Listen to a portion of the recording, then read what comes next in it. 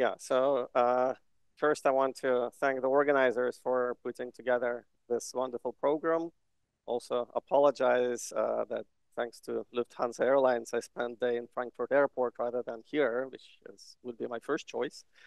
But I'm glad that I'm here, and I'm glad that you guys came for this last talk. So as you can see, I'll try to make it slightly entertaining because it's been a long day, and last talk maybe should entertain a little bit. So if you Google black swans, then one of the first references in Google actually will come to this black swan theory. And this theory or idea got very popularized recently by Nassim Taleb. So he's a Lebanese economist.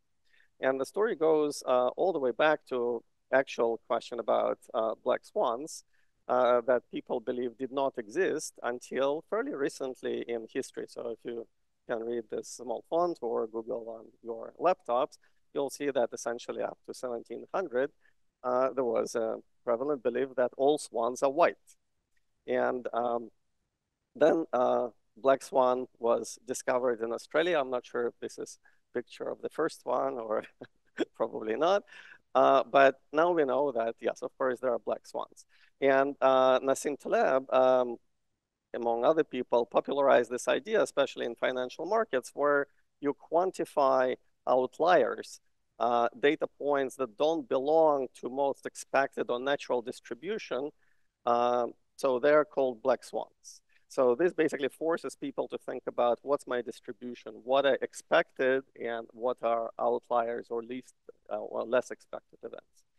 So this is one quantifier. Another quantifier is that, and that's maybe more important, the second aspect is that this black swan, once it occurs, this rare event, its effect is very dramatic. It changes your perspective. For instance, until roughly 1700s, there was one belief or dogma that all swans are white, and that qualitatively changes after the event occurs. It's no longer true. So that's, keep it in mind. So you're probably wondering by now, what does it have to do with resurgence, and am I in the right place? I may still be sleepy, so I may not have arrived at the right conference. I assure you, yes, there is. It has a lot to do with resurgent analysis. We'll get to this in a minute. And in this talk, I'll try to cover several results which are based on some recent work. Looking back at this last year, I realized that, in fact, pretty much all of my papers happen to be in resurgent analysis and various aspects of a connection to either mathematical physics or various topics in mathematics. I guess it indicates that I love resurgence, but I didn't realize myself that that's the case because I thought of them as quite different. And from each project, I'll describe a very small part of it. Many co-authors or some of them are even in the audience, so I encourage you to talk to them to probe for more information or other things. And coming back to black swans and other things, or people who superficially or somewhat familiar with resurgent analysis usually think of it as a very technical tool that's very good at doing some delicate calculations, extracting exponentially suppressed terms, or making sense of, it's basically a computational device, a strong computational device. And this will be represented in this talk. I'll show you a couple of applications where the strength pays off. But I also want to emphasize that it actually helps to answer simple qualitative questions. And this, again, not maybe too surprising to practitioners, but I just want to add to the list of potential applications one more. And this part will be based on recent work with Pavel Putrov, and I'll touch on two other papers from earlier in the past year with Ovidiu, Gerald, my former student Angus Gruen, and current student Moonmei Jagiel. So I don't need in this audience to say more about resurgence. It basically, it gets the strength from projecting the problem from potentially high dimensional space, where it could be space of fields, to just complex Borel plane. And the whole action happens in complex Borel plane. That's actually way to make sense of very complicated problems most of the time. That's where Resurgence actually derives its strength compared to working directly in much bigger configurations. So I'll assume that. I'll also use a notation that critical points will be called alpha. So these are saddle points from, say, mathematical physics perspective or singularities on a Borel plane. I'll call them by alpha. And one qualitative question we can ask, and that's what I want to discuss, is that suppose you're given perturbative quantum field theory, something that we learn in textbooks defined by such integral. Here, I presented in a form which looks like it's a gauge theory. It may be your favorite gauge theory, say Young-Mills or something like that. It could be a theory of scalar fields or spinors.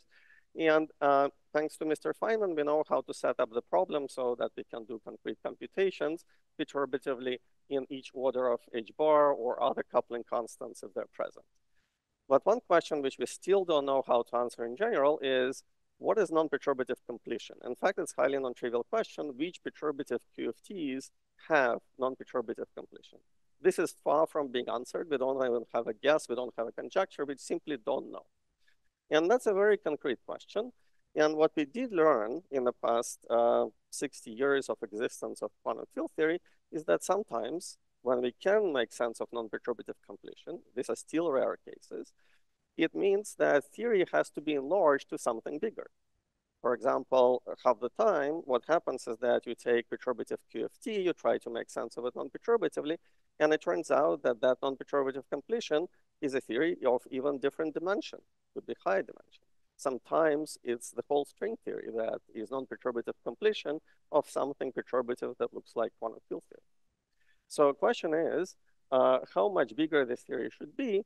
And one natural question is, if you're working with a perturbative QFT, you can ask, does it have a chance to be to provide non-perturbative completion within its own framework?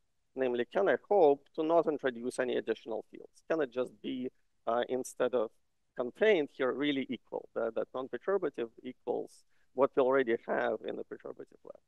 So that's a good question. It's not clear how to answer this a priori, especially if I pose it as a such broad philosophical general question about QFT.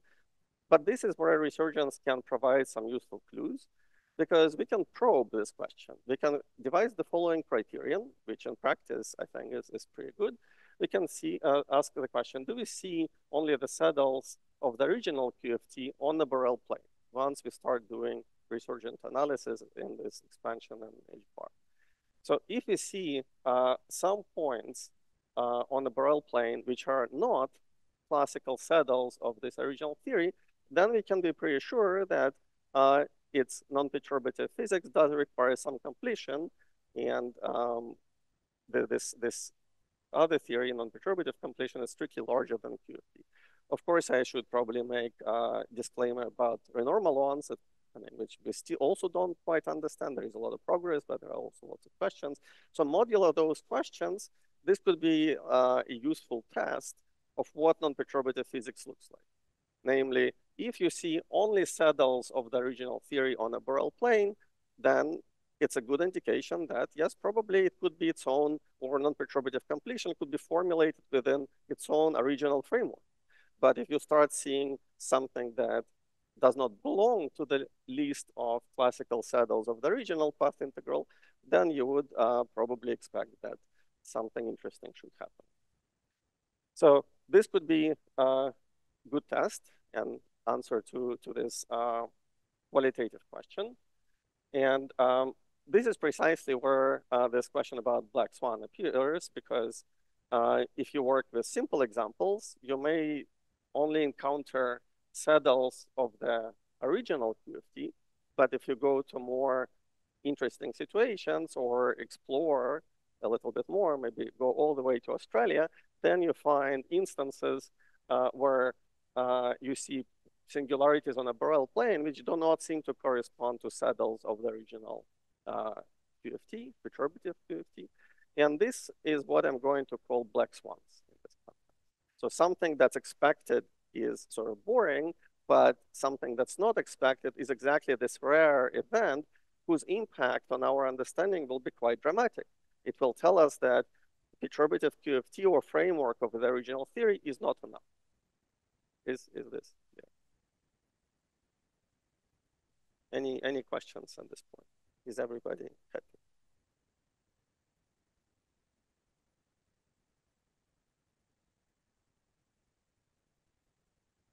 Um,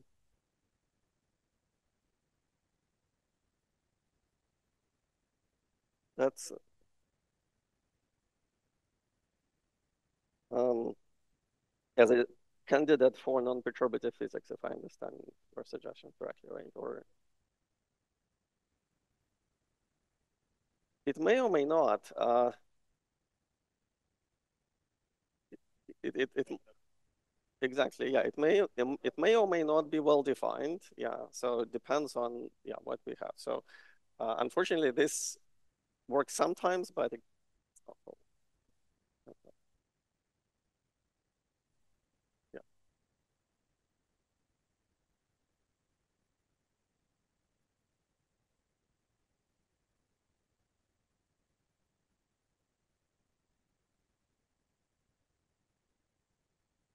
Well, like I said, this is criterion. I'm not saying that's always going to work. And I already made a couple of disclaimers. For example, sometimes there are these additional points. So it goes both ways. Yeah. So even if they are, we have to rethink a little bit about the nature of it. But yeah, that's another good question. And there are certainly examples I can expand the list where it doesn't indicate, it looks like it's passing the test. But so that's why it's just a criterion. I wouldn't say it's one-to-one. Very good. So, right, I'll give you an example where it does indicate something interesting and where it behaves the way it's, where it can be productive. Um, so take your favorite gauge theory, again, the way I'm writing it here, um, and make something quite ridiculous. Usually with gauge theories, we believe that there is some way to make sense of it. Sometimes, again, we're pushed to work with string theory as a completion. But we can try to make something quite strange, namely make the gauge field complex. So that will immediately break all the laws of traffic rules, because theory will typically become non-unitary, things will go bad. And one way to see it is that the space of fields now will become very non-compact, because if I think about this phi as scalar paired with my gauge connection, that's imaginary direction, then in those directions, the field space is going to be very, very non-compact. So I'm already asking for trouble. That's intentional. So this modification was to take something that had a chance to be, I'll say, normal, or perhaps completed within its own universe. And now I'm definitely asking for trouble because I have this non-compact configuration space. So in many problems in mathematics that involve geometry, for example, in symplectic geometry, in Gromov-Witten theory, where people study curve count, or in various other problems where moduli spaces appear, typically the issues arise when these moduli spaces are non-compact. So one has to say what happens and regularize or define the problem. So this non-compactness is going to hunt us one way or the other. And again, typically one has to find a way to regularize it, or in practice, compactify such non-compact either configuration spaces or moduli spaces. So this can be done by adding something at infinity. That's where this regularization or making sense of theory comes in. And now that's a source from our standpoint where additional saddle points can appear. So I intentionally draw this saddle point, which is new, and add it upon regularizing the theory in black, and I'll call it a black swan. So that's exactly such a candidate.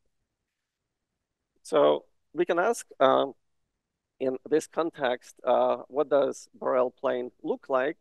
And in such situation, it's perhaps not too surprising that there should be black swans if, again, my problem is already calling for this. In fact, the scenario I just outlined is realized in a concrete example. So for about 30 years, people pushed the program of understanding complex Chern-Simons theory, looking for its non-perturbative completion, which recently more or less converged, and now there is a very good definition, and it's easy to work, and so on. So here I'm basically outlining its precursors. So this completion involves, so it's Chern-Simons theory where you do exactly what I said. You replaced gauge connection by its complexification. And people realize that it's hard to make sense of it staying within the same framework of Chern-Simons theory. You're basically forced to push this to string theory, and the relevant configuration involves 5 branes, which are 6-dimensional, not 3-dimensional anymore, partly wrapped on 3 manifold on which you want to define your Chern-Simons theory, and 3 other dimensions of 5-brane world volume are used in a certain way where geometry is unique. It's basically S1 cross a disk, or put differently, a solid torus, such that on the boundary of this solid torus, you have complex structure tau on the elliptic curve that's related to Q in the usual way. So that's where quantum parameter of Chern-Simons originates, and this string theory setup, which again has very, very long history. And you can put here any general 3 manifold and so on. And because there are 2 3-dimensional spaces involved, a while back, this was called 3D correspondence, which is a relation between complex Chern-Simons on a 3 manifold, which is now non-perturbatively completed. So that's this side. And on the other side, you have some 3-dimensional n equals 2 theory, which looks like supersymmetric, topological, but 3D correspondence relate them together. So in this context, that's precisely kind of this, some violent operation on normal theory. I took Chern-Simons theory with compact gauge group, usual gauge field. I added plus I a phi, which is imaginary part. And that's exactly where all this suddenly complexity happens. In order to make sense of it, we learned, starting with works of Gukov and some of his co-authors and other people, that the right thing is this system. So it's not the same type of theory anymore. So here, already from the start, before we do any calculations, just from these lessons, we would actually expect that there should be some kind of black swans, which are new saddles that are not associated to flat connections, in this case, complex flat connections of the original Chern-Simons. So that's concrete illustration of it. I want to pause for a second to make a couple of sort of advertisement for these early works, which some of us who worked on the subject 20 years ago knew well, and they were great inspiration, but I think now they're mostly forgotten. And there are many reasons to actually use them or even refer back, because already back then they did some preliminary calculations of this non-perturbative complex Chern-Simons on various families of 3-dimensional manifolds, closed 3 manifolds. And they found that the answer is nicely expressed in terms of Q series with integer coefficients, such that these integer coefficients are counting some BPS degeneracies. And I'll come back to this in a later part of the talk. These people actually also asked questions about modularity, which I know is the subject of interest here as well, because I mentioned that this geometry contains a 2-dimensional torus, and the question about origin of the modular SL2Z group here is very manifest, just the symmetry of the system. In fact, this picture is very useful to understand whether in some cases the symmetry should be SL2Z, or it should be some congruent subgroup such as gamma 02, gamma 04. So this happens sometimes. And this clearly has advantage over various approaches where sometimes SL2Z comes just out of the blue, and one doesn't really know when to use SL2Z versus congruent subgroup. So this was a very useful step, and these people actually did ask modularity questions as well. So one last thing I want to emphasize about this slide is that something else happens, and this will also shift our focus, and this seems to be quite general phenomenon, that we start perturbative expansion in what I call perturbative QFT in terms of parameter h bar, but uh, once the theory is non-perturbatively completed, the natural expansion parameter is exponential of h bar. So that's what this parameter q is. And this happens quite generally, and again, by now for very good, well understood reasons. So later in the talk, I'll use both q and h bar. So I want you to remember this relation, which again goes back to mid-90s. Yeah, yeah.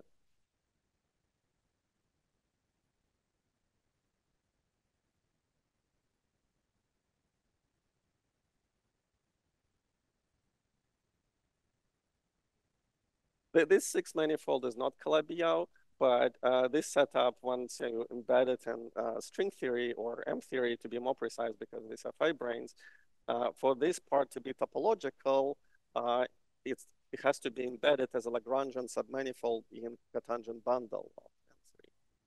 So that is Calabi-Yau. So the yeah, ambient space for this where this fibrane lives is contains a Calabi-Yau.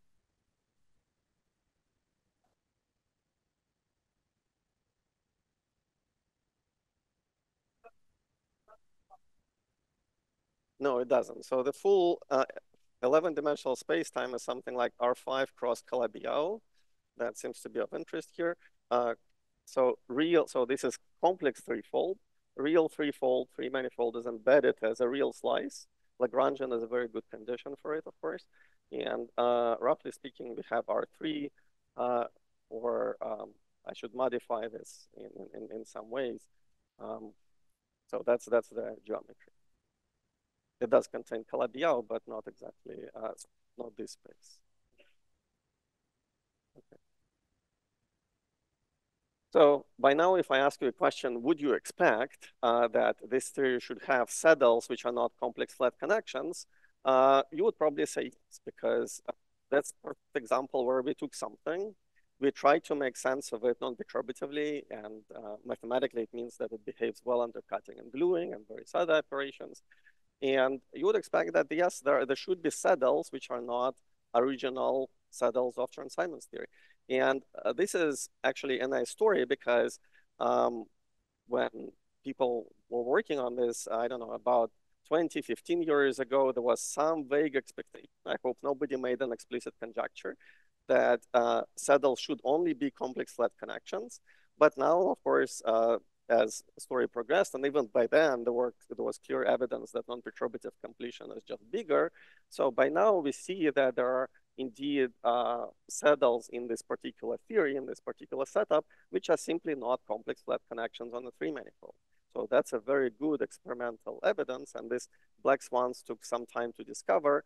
So in particular, in this paper with Pavel, we exhibit some concrete examples, but also propose many new ones which should be looked at more closely.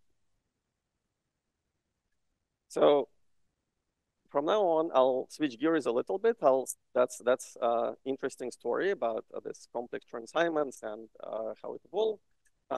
I'll shift my focus to the variable Q. So my story started with H bar and perturbative expansion and turning it into Borel plane. So now, and in fact, I'll broaden my scope to other subjects. So the next part, which will be based on joint work with Gerald, Davidio, and Angus Grewing, applies actually to many setups, and that's an exciting part. And in particular, it does apply to this non-perturbative complex Chern-Simons if we wish, but it can be applied to other things. Yeah, sure.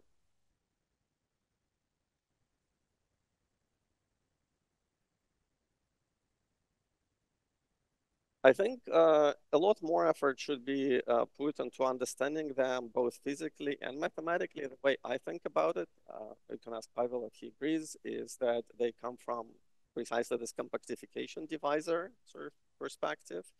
But since they're, again, kind of new and even though they were expected for 30 years, there are still black swans in the sense that more effort should be put into interpreting them and understanding. So I would prefer to answer this question by encouraging people to do more work on it. So there are now clear candidates. We even outlined like what they should be, where to look, and so on. In some cases, we make them very explicit, but I believe a lot more should and can be done. Pavel may be unhappy that I'm giving slightly incomplete answer to this question, but this is intention. So if it's okay, I'll move to the Q, and we'll talk about Q series in general. So many people here love Q series for all kinds of reasons. Either you love Resurgence where Q series appears, or if you work with modularity of any kind, Q series is usually how we do practical things, concrete things. And this actually applies to many other branches, for example, vertex operator algebras. So that will make very close contact with Joanna's talk this morning, quantum curves, quantum topology, quantum groups, and so on. Actually, many of them will appear. So this part will be slightly more technical. I promised that first part was like appetizer. It was fun. This one will be a little bit more serious. I'll try to explain certain phenomenon or certain aspect of it. And in whatever application you're thinking of, keep in mind this slide or this quote from Sidney Coleman, who I respect dearly. So I think it applies perfectly to our context that all this Q series will simply be encoding in whatever we're going to look at the spectrum of a system. Very much like a spectrum of harmonic oscillator, you can package in a Q series, which of course is just a geometric series. You can write it very simply as a rational function. Everything else, no matter how complicated, no matter how complex Q series I'm going to show you, think about it as expansion in energy or some generalized notion of energy. It's actually literally true pretty much in every system. So when we usually use categories and so on, we overcomplicate things. But that's what it's going to be in every concrete context. So then I want to draw your attention to the following phenomenon, but it was discussed here before. So we call it going to the other side. So I think the term was proposed by Miranda Cheng when we were working on this paper 3D modularity back in old days. And my goal will be to describe some perspective on this phenomenon, complementing what Joanna already said. And a certain problem whose resolution I did not expect to find until recently. In fact, we were working on a very long project with Gerald, Davidio, and Angus, and sort of solution to this question that I'll try to explain came as a surprise to me. So thanks to their bravery and courage. So this phenomenon, it's a duality. It's a bijection between two sides, and two sides, surprisingly, are quite asymmetric. So there'll be many puzzles or questions about this duality or bijection. One of them is why is there such an asymmetry? So again, no matter which walk of life you're gonna choose your applications from, I'll give you several. You can work with vertex algebras, with topology, with physics. There's always this asymmetry, and it plays very different roles. So I'll try to shed light on this, and we'll talk about it. So in fact, the list of topics could be long. My time is finite, and I'm told that I can go indefinitely and have 2 hours for this talk. I'll try not to do it, so I'll limit my applications to quantum algebra, low-dimensional topology, and physics. In fact, physics not very far from what we're already seeing in the first part, so that we don't have to jump between two different physical systems. So think about some Q series, such as, for instance, this one. Many Q series that we'll consider, they have some enumerative meaning, so they have meaning of counting something. Physicists usually refer to them as counting BPS states. In mathematics, we formulate the problem as counting either Donaldson-Thomas invariants or dimensions of spectrum and some VOA module and so on. Whatever it is, again, pick your favorite application, whatever your favorite area is. It could be character of CFT or maybe three-manifold invariant. Imagine that the answer looks something like this. So first of all, you can ask, can I write a closed form expression for it? And in this case, for instance, this is closed form expression. So Then we'll try to do the following interesting operation. We'll try to ask in this Q series, can I take Q and replace it by Q inverse? Okay, so let me be naive. And in this particular example, if I stare at the first line, I don't know what to do because it will turn Q series into series and Q inverse. And I want to still rewrite the answer as a Q series. So in other words, I want to take this original object and extend it across natural boundary, which in classical textbooks would be no, no. I mean, the answer, I mean, that's why it's called natural boundary. It should not be able to go through to the other side. Okay? But let me be naive and like a high school kid, I have an expression which is sum of these terms. This is Q-Poheimer, so this is actually every term is a rational function of Q. So what I can do in every term, replace Q by Q inverse, and then multiply by some big enough power of Q so that everything looks again in terms of Q rather than Q inverse. Okay. Here. This is something we can do on the back of the envelope when we're riding the bus or when we're walking from our hotel to this institute. So it's very quick calculation. This is how result looks like. And you already see, for instance, if I really do it in this concrete example, that there is some asymmetry. So this is rather sparse. And this will actually, if I continue the expansion, it will be much more dense in terms of its coefficient. So that's already some asymmetry. And this is precisely the symmetry that we want to study. But of course, what I just did is terribly illegal because, first of all, I use the fact that there is such a nice Q hypergeometric form for this function, which may not exist, or if it does, it may be non-unique. In fact, in the paper with Gerald and the video, we give many examples where it's not unique, and we show that if you do it to one, you get one answer. If you apply it, I mean, this naive trick to another, you get something ridiculous which doesn't match with what's expected. But so this seems like nonsense that I'm wasting your time, but something interesting happened in the past 10 years. This question naturally appeared in different areas of mathematics and also physics. And what's interesting is that when there was some very esoteric, complicated way to expect what the dual should be, I denote the dual by check, it actually agreed across different fields. So people in vertex algebra, as I'll explain to you, had a version of this question. They produce one version of check, and people in topology produce another version. And curiously, this illegal operation actually agreed. So it suggested that the dual should make sense. And natural question is, okay, how to define it? So yeah, I should also mention that back in the day when we were working on this 5 years ago, by this point, I learned that there is a way to do it using Rademacher sums, slightly more systematically. But this is fairly complicated machinery. And I mean, it works. I don't want to say anything negative about it. But still, my take on it was I would love to understand more conceptually the role of this operation. So what is it? And have something slightly more tractable than Rademacher sums. So if you love Rademacher sums, you may tune off for the rest of this talk. If you, like me, if you want to have alternative perspectives, then that's what I'll explain.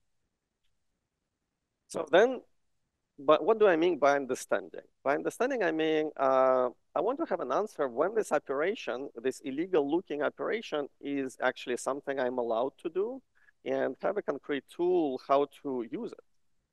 For instance, in one simple class of functions called false theta functions are labeled by two integers, p, which plays the role of this level, and a, which runs roughly from 0 to 2p, and plays the role of this characteristic. So this is a class of Q series, and one of the examples I showed you on the previous slide is precisely from this family. It's some linear combination. In fact, it's this one. So then natural question is, can I apply this duality operation, this check, to every member in this family labeled by P and A? This is actually a very concrete question, since motion of this going to the other side already appeared back, I don't know, 6, 7 years ago. I went around and many of my collaborators did and asked every known mathematician, what should we expect? Is there something that we can do? Everybody and especially for this whole family, like, is there a dual for every single psi tilde? Yeah, so that's the question that I was asking. And I assure you that 99% of people said no, that's too much to hope for. This whole operation looks so ridiculous. How can you expect this for whole family if we haven't discovered it already? So it just should not exist. And 1% of people said we don't know. There was no ever positive answer. So again, think about black swans. And in this recent work with Gerald, Avidio, and Angus, we actually say that the answer is yes, and we propose concrete mechanism or set mechanisms how to find. So in the rest of the talk, I'll try to shed light on this phenomenon. And as the first step, I want to point out that in various areas, for example, in topology, so if we talk about this Q series associated to non-perturbative complex transheimonds, this is also known as TQ of T associated to quantum groups at generic Q. What you see sometimes are answers which are linear combinations of these false thetas. You don't really see answers which are false thetas directly, single psi tilde, but you see various combinations. And that field has its own method. So here, for instance, I just advertise something that was proposed by Samuel Park, which says that if this is your original function, then the dual should look like this. I don't see forest for the trees. I don't you expect to see any forest for the trees in this case. I just want to emphasize that there are already candidates. So if we develop some machinery, we have lots of things to compare to. Because if I propose that there is an answer for single psi tilde, and my machinery is going to be linear, then I should take superposition and just compare it to what was produced. Of course, it checks out. Otherwise, I wouldn't be giving this talk. All right. So before we do something sophisticated, let's try simple examples. In fact, I like the question about QED, so we'll do something very similar where question almost disappears, but not quite. So first we can take Sidney Coleman's harmonic oscillator and just see what happens there. So again, it's in this case, there is no series, there is no regularization to worry about. This is actually where the interesting part of the story is. The fact that we have a series, we need to regularize something. Here is just a rational function of Q. So we replace Q by Q inverse, we go to the other side, and we see that it's actually symmetric. And the only thing is we pick up the minus sign. That's kind of a delicate thing. So this already rules out some speculations, which some people expressed about 5 years ago when this question was posed. They said, oh, if you're talking about the spectrum, probably it's bosonization fermionization.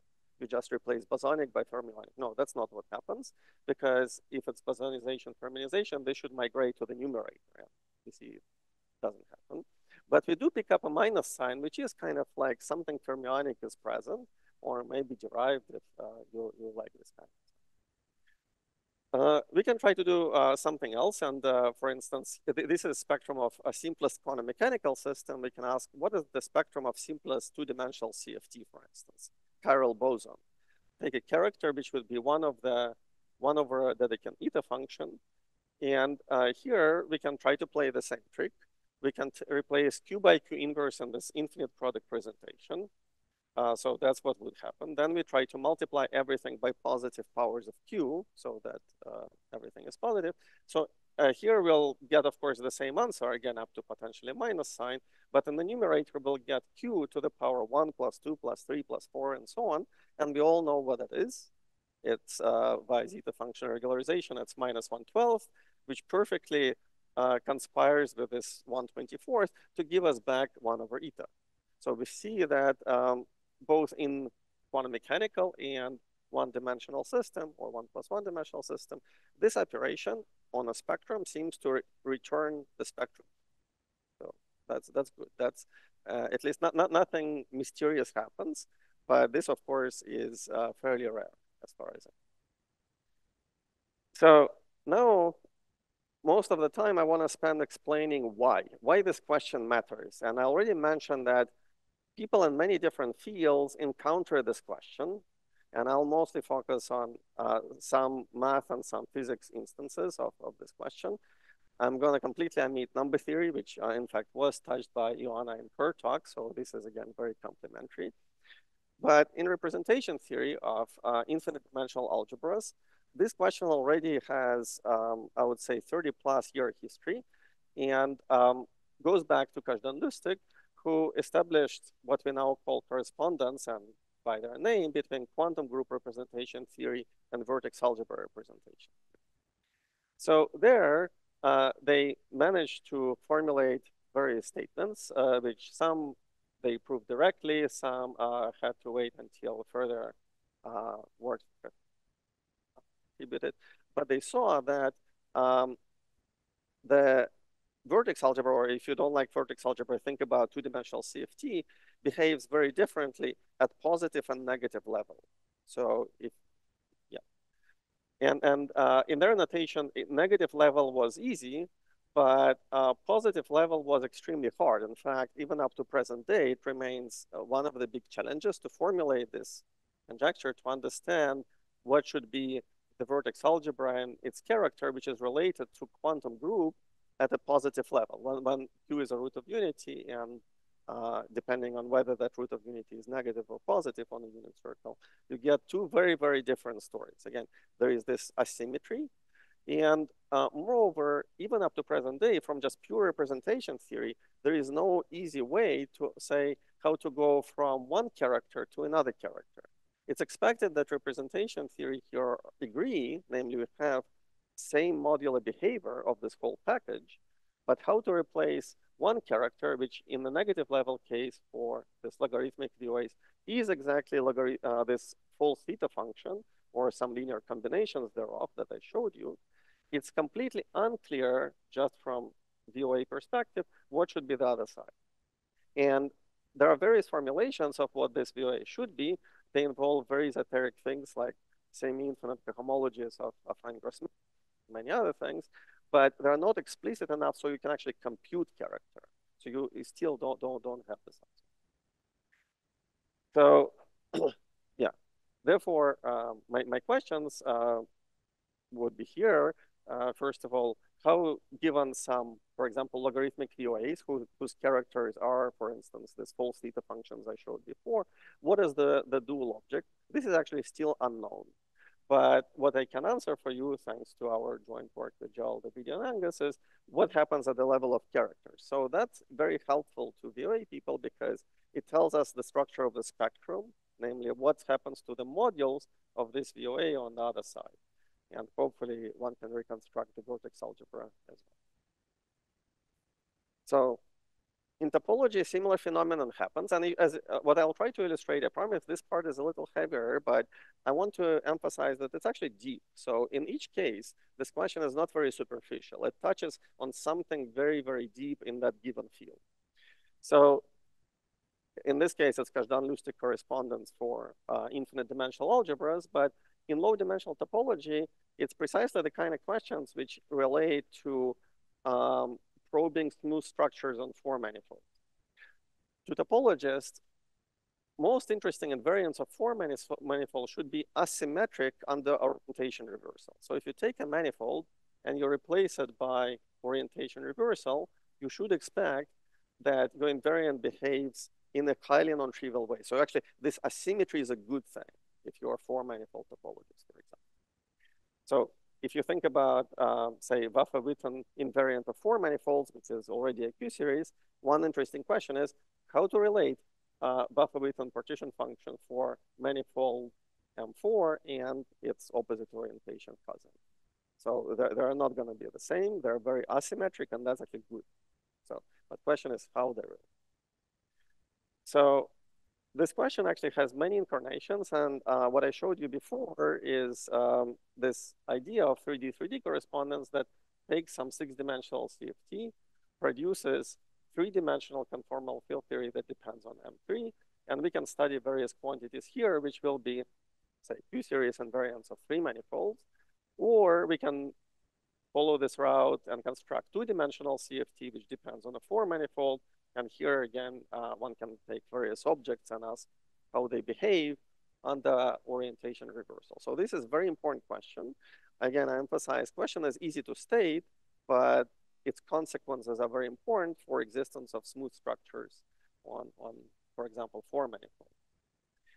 So from the viewpoint of 3D correspondence, the following is quite natural thing. You construct four manifolds usually by gluing pieces along some three-dimensional boundaries. So that's not surprising. There is no other way to do it.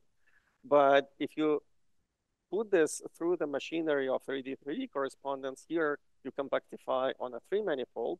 So you get something which looks like theory T of M3 on an interval, which is bounded on both sides, where this three-manifold gets capped off by four manifolds. I mean, to derive this picture or this translation, all I'm following is that total dimension should be 6. So when I compactify it on something three-dimensional, I get something three-dimensional, because 6 minus 3 is 3. Here, 6 minus 4 is 2, so I get some two-dimensional boundary simply from this naive count. So you get basically this coupled systems of 2D, 3D systems. And it's easy to work out that the boundary condition here is of the type where you get 0, 2 supersymmetry, very much like in heterotic string. Anyway, you get this kind of coupled systems, very interesting. You have these boundary conditions. My wave is bouncing back and forth. So that would correspond to some particular choice. And this is relevant, again, to a number of questions.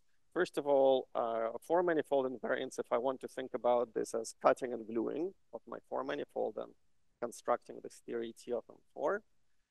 It's also related to this, what people sometimes call GPPV invariance. So that's non-perturbative completion of complex transassignments, or this TQ of T associated to quantum groups at generic Q. So that's the Q series that you get following the path of Gopakumar-Vafa and many others.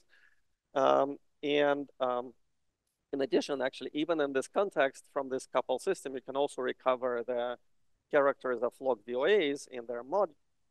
So it's arena for many things that we have already seen so far. So natural question then is, what happens if I try to do orientation reversal in this system? So again, there are many applications, but I take this coupled physical systems. Now I'm talking about physics.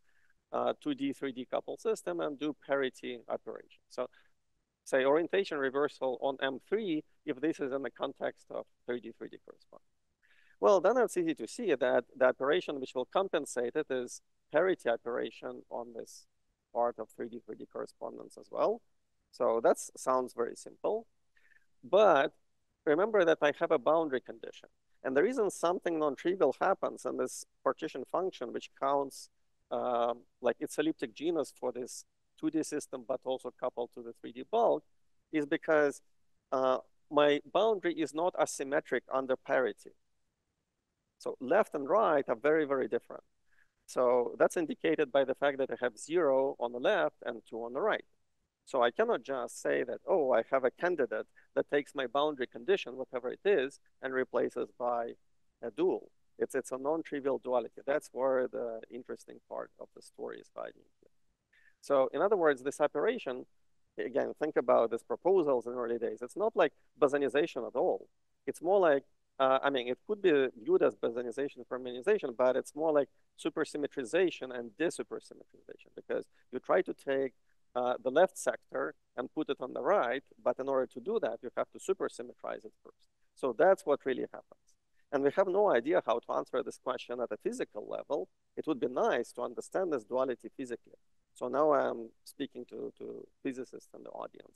This is an open problem. I have no idea how to do it, but this machinery tells us that there should be a definition of this operation. Just like it seems like there is a duality between negative level and positive level for Kazhdan-Lusztig correspondence, and just like there is a duality between manifolds with one orientation and the other. So in all of these instances, there is something to be asked, and here I'll go quickly through the proposal. It's of course based on Resurgence, but maybe before I do that, are there any questions about this part? So we got through the most technical part, I would say. This was like review of question why. Why is this interesting? Why is it useful to other people, not just us?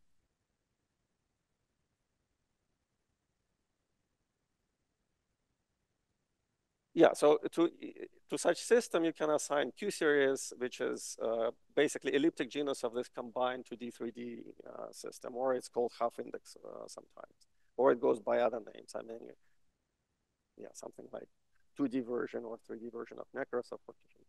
But you have Q series to each such system.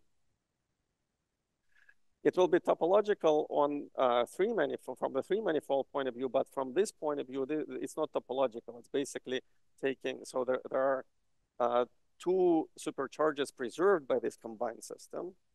These are exactly the 2 of 2D02, and you can take Q cohomology of one of them and then take the trace. So that it's like elliptic genus definition. And that counts, again, PPS state or supersymmetric state. So you get naturally Q series out.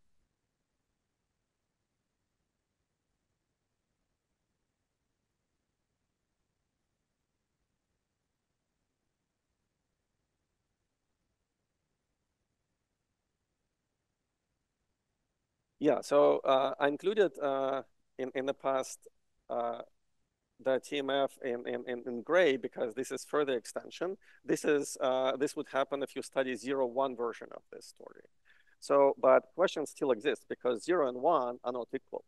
So there is still asymmetry between left and right. And the question still exists, what is the TMF class for M4 and M4 bar?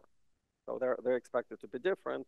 And just like TMF is refinement of elliptic genera, same question would actually exist.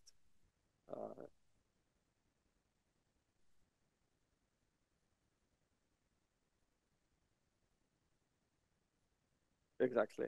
Or, I mean, I would, yeah, so first one can ask question about elliptic genus as a Q series, but then luckily in this context, one can even refine it to the TMF class, which will contain torsion, not captured by elliptic genus.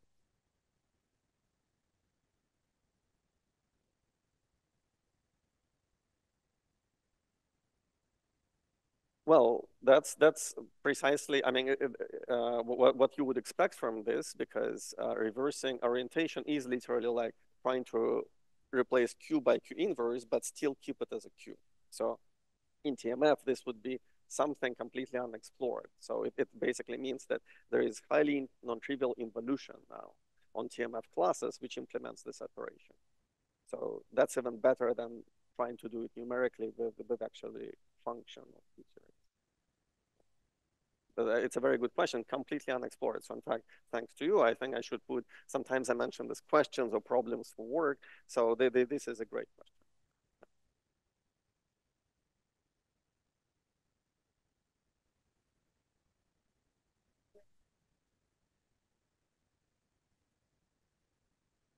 There are like buffer-Witten invariants in the sense that, and I don't know the answer to this question. So some of our collaborators, like Fagan, they expect that they're related in a way that I don't know.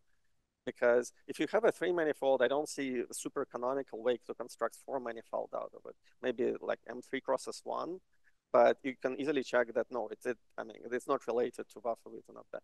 And it's not expected from this physical setup because remember, to build 3-manifold invariant, I had in 6 dimensions, it was S1 cross D2 cross M3, but even though I had S1, it was actually mixing with D2 with the disk. So yeah, I don't see direct relation. But again, people expect something like that. And what one can say is that they behave similarly. So buffer-Witten invariants turn out to be characters of this like VOA of M4. Likewise, this Q series that we get for 3 manifolds, they're characters of log VOAs and so on. So there is a close parallel between those stories. But I don't know really. Okay. Any other questions about this part?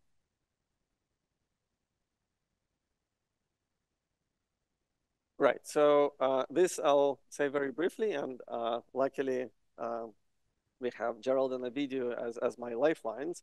So like I said, we were actually doing something else. We were studying resurgence for various surgeries on twist knots, and we were thinking about title of the paper being completely different, like resurgence for surgeries. This was, but then in the process, and I was asking them this question, of course, all along. I hope they're not offended. At early stages, the paper took maybe a couple of years to complete. They said, no, Sergei, this is too far. Let's just do what's manageable, okay? And luckily, occasionally I kept asking questions and we were revisiting it and so on. So at some point came sort of breakthrough. This is typical dynamics of a project. And once the door is open, this breakthrough kind of multiplied. So by now, we there is not only one method, but several methods, and they're converging. And again, technology is evolving very fast. So I'm actually very excited about this part. So I'm very glad to share it. So of course, what you do is you do resurgent analysis. So you take your Q in the same relation with H bar as we had before, and go to this very symmetric point. In fact, you can actually do this at any point on a unit circle. That's perfectly fine. But this is slightly more canonical, Q equals 1, so we'll do it there. So at the level of H bar, the operation that I'm asking for is very simple. So the operation for the perturbative series is simply replacing the perturbative expansion coefficients in H bar by their minuses when this power of H bar is odd. That's all there is.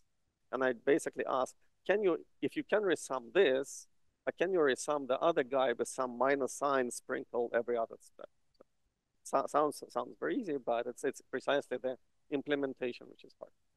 So again, I'm not going to describe this part. My goal was to describe why we do this. So how we do it or what we do it, I'll go through very quickly.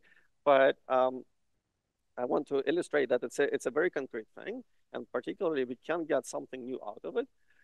For instance, for this false theta functions, which I stressed in the beginning, could be very basic test. It's not the only thing that we care about, but since they appear in log VOA characters, they appear in many other fields, it's a good thing. And again, it's interesting to go contrary to what was expected 5 years ago. We were told that, no, guys, you have no hope to construct duals for every value of P and A. So with this method now, it seems that we perfectly can, and there is nothing wrong. Good thing about this class of functions, and if you're gonna try to apply these methods to something you care about, such as Buffer-Witten, for example, partition function of some 4 manifold, you can ask, what is the dual for M4 bar? And try to reconstruct it kind of this way. What helps is if you can get Borel transform in a closed form.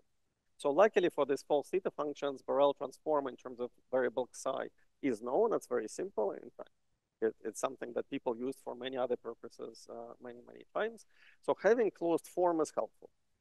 And based on that, you can actually start reconstructing coefficients. Like I say, there are several methods, and these slides are borrowed from a talk I gave many months ago by now. And this was one of the first where coefficients of the dual object were constructed one at a time. So here I have my original psi tilde, for example, for P equals 5 and A equals 1.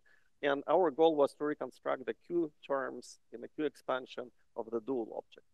And it was one by one. So it was a series of very successive systematic approximations that we did using this Borel transform, where you would examine what these functions, which I'm not going to describe, do. They're supposed to asymptote integer value and then drop down where your approximation breaks down. So you would read off integer values from where they have this kind of peak or maximum where they're tending.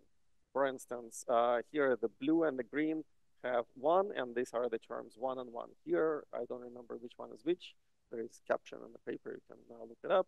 Then something else tends, for example, this red is definitely 0, so that's probably this guy, and so on. So you have a very concrete device to work out what each successive step is. By now, Gerald and Ovidio and Gerald's student developed even more robust and efficient machinery, which completely replaces this, but this works. And in this particular case, very nice paper by Gordon and McIntosh already had the answer. So in some sense, this would be example which is either disappointing because it's nothing new, but it's a good thing that there is a test. And of course, their perspective was completely different. So we just used resurgence analysis, and that was the goal, to make it a useful tool for people so that you can apply it to any spectrum which can be phrased as a Q-series the way you want. But then we went to P equals 7, and luckily this was, this particular guy for P equals 7 and A equals 1 was in none of the papers. So this is exactly the interesting case where everybody would tell us we shouldn't expect any dual in the first place. But from the point of view of this method, it just, well, slightly more complicated because P is larger, but then you still recover the answer, and that's it. So that's the benefit of it. And I should mention that we even outline what it means to have this as an answer, because remember in the beginning I mentioned that there is clearly something special going on. So it's crying out for uniqueness statement. So we try to outline how that would also go. All right, so I think I'm probably out of time. Yes, so I want to finish with one last slide, which is yet something else, and is also closely related to this particular three-manifold invariance. So this is three-manifold story, where in the paper about a year ago with Mrunmay Jagadel, we asked the following simple question. So it's already being discussed, in particular in Joanna's talk, that this three-manifold invariance, this, again, non-perturbative complex Chern-Simons, is surprisingly character of some logarithmic VOA. So then if you're a CFT person or VOA person, the first question you ask about VOA is, what is the central chart? That's a very basic question. Namely, how fast the coefficients grow. If your theory is not logarithmic, then Cardy taught us that using modularity, you can quickly give a formula for this, for the effective central charge using modular type behavior. But we're in a more general situation. And that's precisely what we analyzed a year ago in this paper with the Mrunmay. And what we concluded is that, well, not surprisingly, because again, of many developments over the past 30 years, it's dominated by one of the saddles on a Borel plane. But then again, when this was even a year ago until this work, people were speculating that the question is which saddle it is, because if you have a manifold, three-manifold, there could be lots of complex flat connections, even if these are not black swans. So then people were speculating, oh, it's probably the one with smallest Chern-Simons value or with the largest. And they were all over the map. It's neither one. It's neither smallest nor largest. It's actually the one where the first non-trivial Stokes coefficient is non-zero. So we give an answer in terms of Stokes data for this question. But what I'm here proposing as a research problem is to give intrinsic definition in terms of something else, in terms of invariance of three manifolds, or maybe this 3D n equals 2 theory, an answer which does not involve Stokes coefficients. That would be actually very, very useful. Namely, how to pick this particular saddle. And another question, now that we know that saddles don't have to be complex flat connections, a non-trivial question is, can this alpha star, which dominates this behavior and dominates the behavior of coefficients, can it be not the complex flat connection, but one of the black swans that I was describing before? So that's interesting. And another interesting thing, but this is slightly more technical, is that Chern-Simons, even if it's a complex flat connection, is defined modulo 1.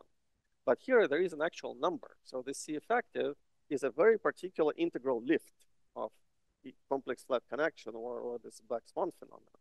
So there is an integer here in the game, and question is, what is this integer? So this should be an interesting invariant of a three-manifold, and again, we don't have an intrinsic definition without reference to Stokes coefficients. So I phrase this collection of questions as something that I hope to see done in the next year or so.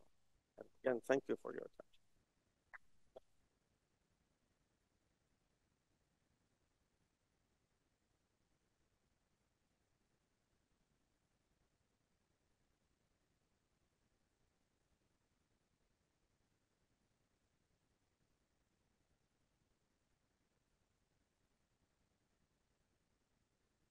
I have to admit, I'm not an expert on Rademacher sums. I learned it to the extent that I can plow through one manifold at a time, and it takes me roughly a week to complete it, of course, with live destructions and other things.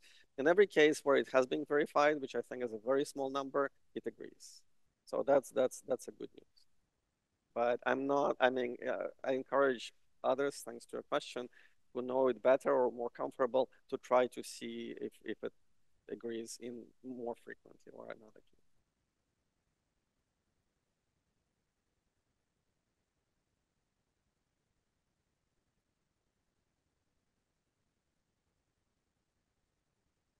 That's yeah, absolutely, and that's exactly my hope or interest perfectly aligns with your question, and that's the reason why I was not happy or I mean content with an answer that, oh, these are just something that we add by compactification divisor. So that's why I intentionally gave that answer, encouraging people to think about, because I feel that there should, I mean, there should be a much better answer to this question, and I don't know.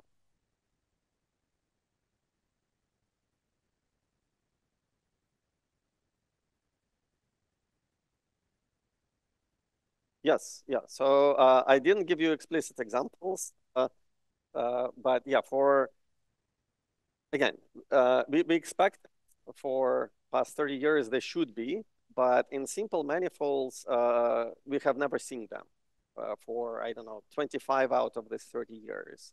And more recently, in particular, in this recent work with Pavel, we actually now see many black swans, but again, they occur not in the simple instance.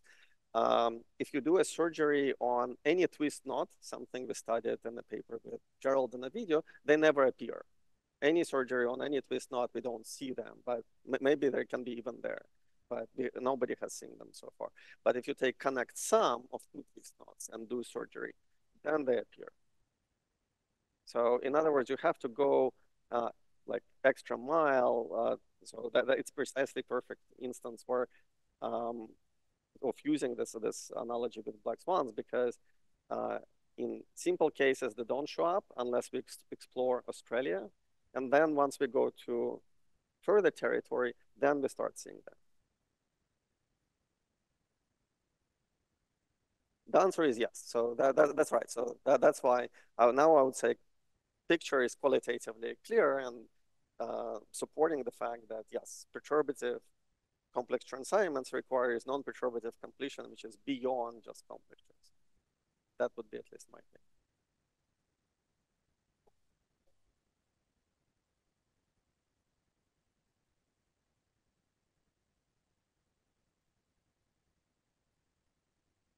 No. Yeah, so that's, yeah, thank you for the question.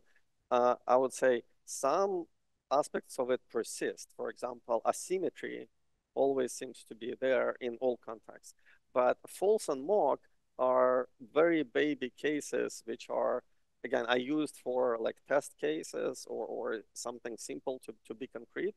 But I think nothing from false and mock is crucial to all these vast generalizations that this suggests.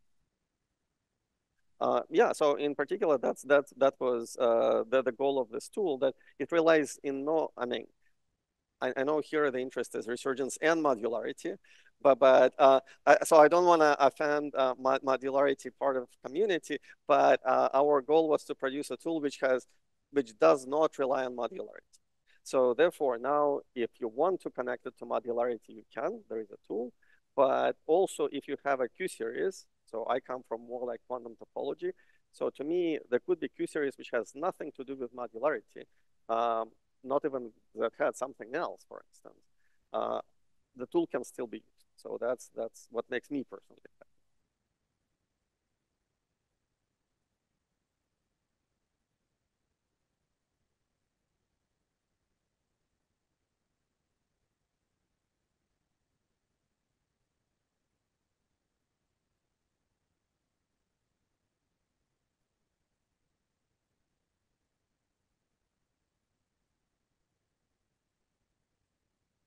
Yeah, so as we were discussing, it's a criterion, and one has to be cautious, because when you see something that's not an obvious saddle, it could be renormal, which I think it's still interesting. It's like a cousin of black swan. It's something unusual, something you don't expect. But it could be also phenomena where criterion is a little blind to, and you know that it requires non-perturbative completion. So it's a good question. I think it still belongs to the same discussion we had earlier, but all I can say is we need to, collectively, we need to explore it more.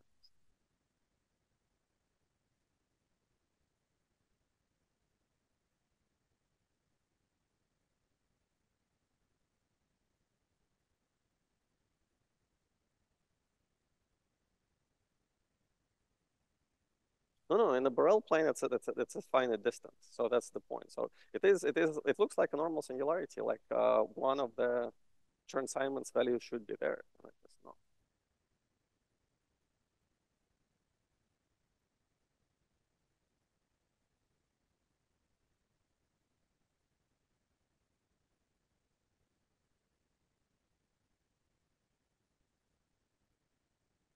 That's a good question. No, we haven't looked at it, but I think we should, or you should.